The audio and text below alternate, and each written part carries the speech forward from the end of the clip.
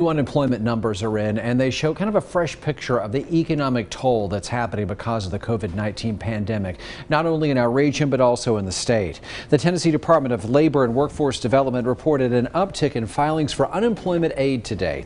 The state says more than 25,000 people applied for aid last week. That's an increase of more than 3,000 from just the week before. Of those new claims, more than 1,600 people filed in Northeast Tennessee.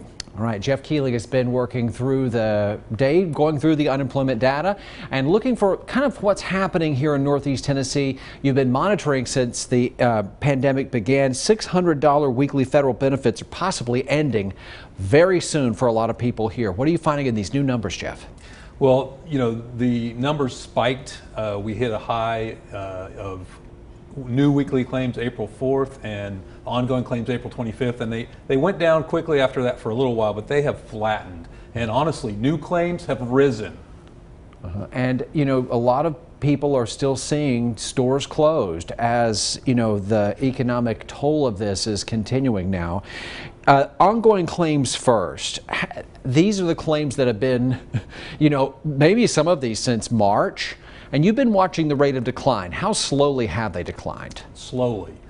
They rose up to 21,000. They were 1,100 when we started this thing, ongoing claims. And, you know, they hit a high of 20,700 on May 9th. That's, you know, almost 20 times what it was. Look at how slow that line has gone down since then. That's a 2-month period, and we're still at 13,608 people. Almost 12 times as many folks that then were unemployed when this whole thing started. You're talking about the population of a small town here. This is a lot of people, and those are numbers just from Northeast Tennessee, right? Right, 8 counties in Northeast Tennessee. What do you think's driving this? What's behind the slow decline? Well, I mean, it's all about 2 numbers every week. It's about how many people went back to work, and then it's about how many new unemployment claims were there. And, you know, the new claims have been increasing the last couple of weeks. And as you can see, those plummeted from April 4th to May 9th, all the way from 6,500 down to 1,400.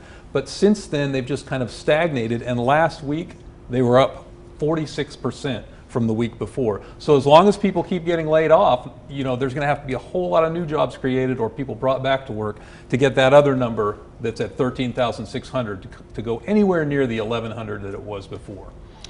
I know in your reporting, you're looking beyond just the numbers to the real people who are living this, and maybe that's you or someone you love at home tonight. And you spoke with somebody who has been living this. He was laid off well over 3 months ago, and he told you he's very concerned about his ability to find a new job, right? That's right. His name's Josh Hagedorn. He's a food service supervisor at a university, and, you know, he's supposed to be brought back, but with COVID the way it is right now, he's concerned about whether his job is going to come back when it was supposed to. And, you know, he's been getting by decently well with that pandemic unemployment assistance of $875 a week.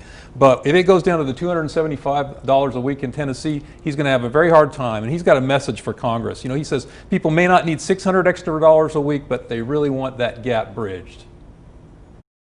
Even look at what I was earning before I got let go and help make up the difference from, you know, what I would have been earning.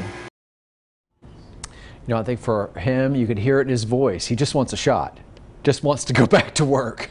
And I know it's tough. This is a tough time for a lot of people. And you're talking to more of them, I know, in your report online. All the time. Thousands of people. It's pretty devastating. For sure. All right. You can read more, learn more about what Jeff has uncovered in these new numbers and hear more about Josh and his story as he's trying to find work right now posted on WJHL.com. Great work by Jeff Keeling. Jeff, thank you very much. We appreciate it. Thanks, Josh.